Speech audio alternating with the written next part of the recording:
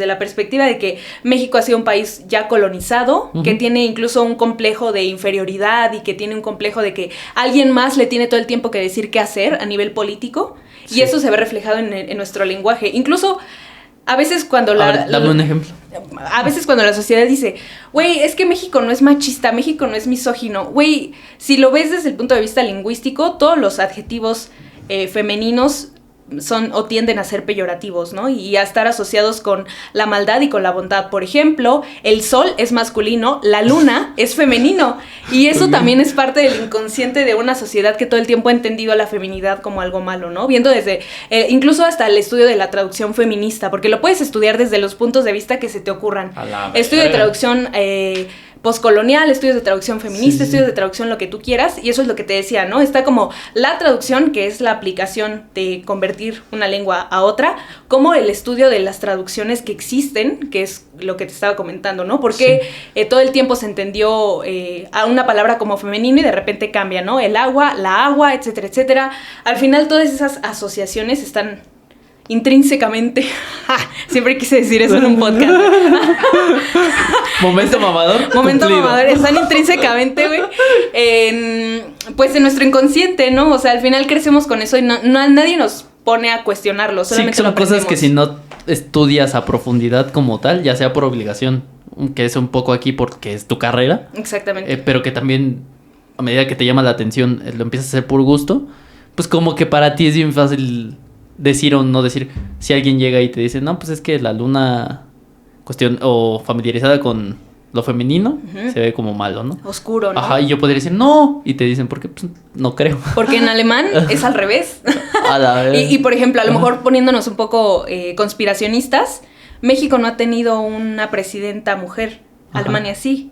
Alemania sí, Brasil también. Brasil también, muchos otros países también, ¿no? Entonces... Que ahorita que lo pienso, dentro de los machismos que podrían existir, es que el que una presidenta exista en nuestro país es porque nos va a ir mal, ¿no? O sea, como que está ya ese prejuicio ya muy... Y más ahorita que estamos como en este momento de elecciones y de que estamos a nada de hacer la transición. Exactamente. Porque ya hay mucha gente tomándolo ya como por hecho de que va a estar mal. Ya está tomando una postura, ¿no? Y ya y independiente, así lo haga muy bien por una cosa mala que vaya a hacer.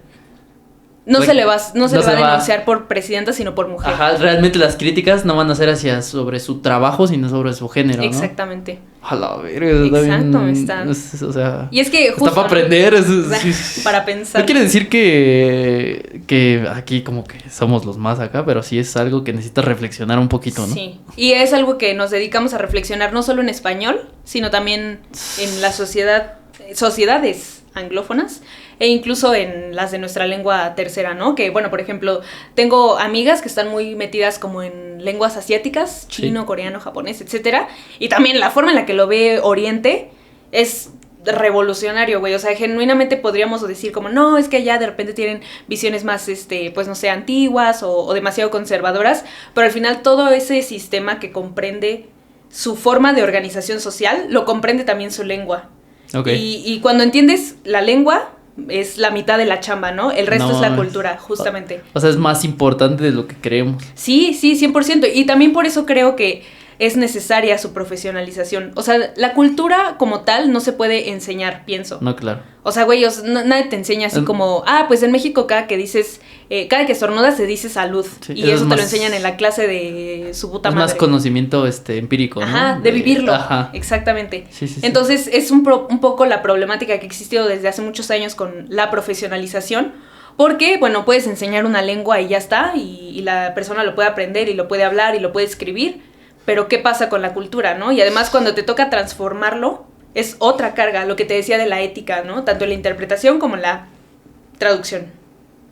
O sea que incluso hay demasiada responsabilidad en cuanto a justo la traducción de un texto, porque el mensaje que puedes enviar o comunicar puede desencadenar ciertos cambios culturales no estamos diciendo que de un año al otro, pero justo, no sé. Puede iniciar una guerra, literalmente. Ajá, sí, por algo mal traducido. Exacto. Que iba con una intención y se lee con otra, ¿no? Exacto. Pues desde los acentos, ¿no? Ay, sí, 100%.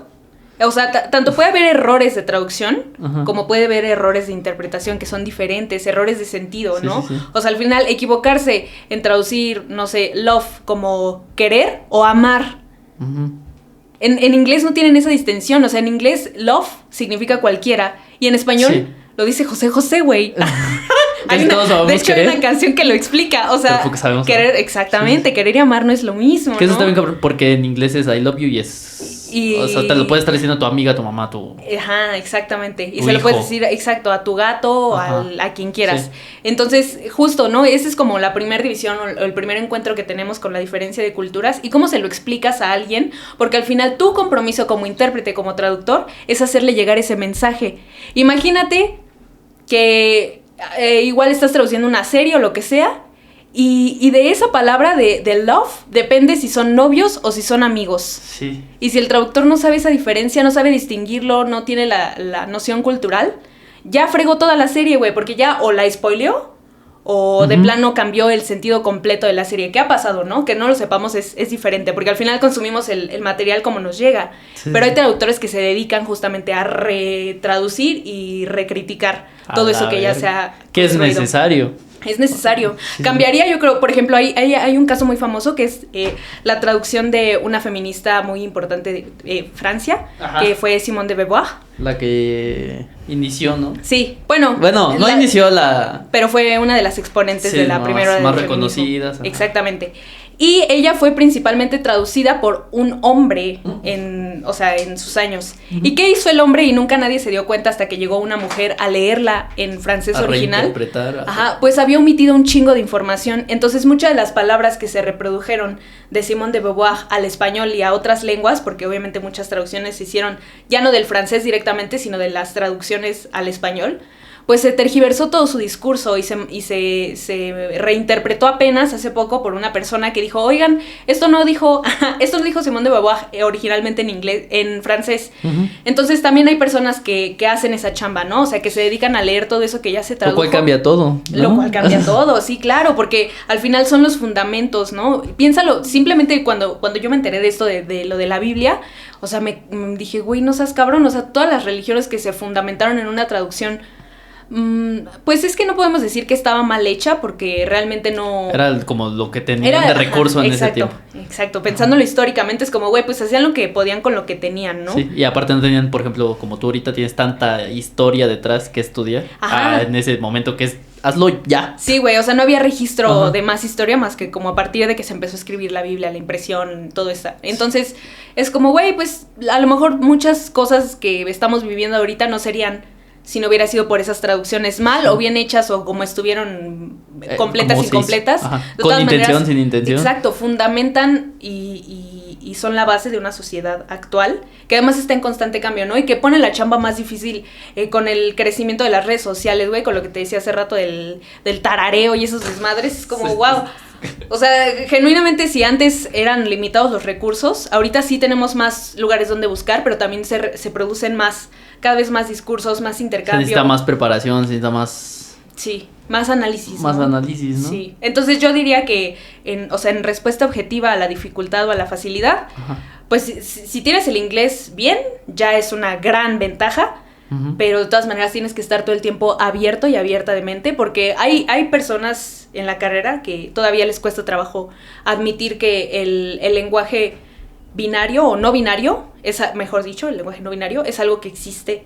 Y ya ni siquiera es como que te postures o que digas, es que eso está bien o está mal, es que existe y se usa y ya la gente lo empieza a Sí, es reproducir más- en Twitter, o sea, ya Es ni cuestión de ego más. Ajá, exacto. ¿no? Entonces también es eso, ¿no? Como la disposición que tú tienes como individuo, como persona fuera de tu profesión y fuera de lo que estudies, a aceptar que la sociedad es así, güey, y que tienes que aprender qué es tararear y tienes que aprender que se dice amigues también y que la gente lo entiende y que al final está en constante cambio. Y no es necesariamente decir está bien o está mal o señalarlo, sino que pues es lo que es, güey, y tu chamba como experto o profesional en lenguas y en traducción, Sí. pues es justamente, ¿no? Reconocer y saber qué hacer con esa información, porque a lo mejor tú dices, pinche lenguaje, y no son mis palabras, pero vamos a poner un ejemplo, ¿no? Sí. Pinche lenguaje no binario, me pela la toda, quién sabe qué, y yo no voy a hablar como pendeje, hijos de su puta madre.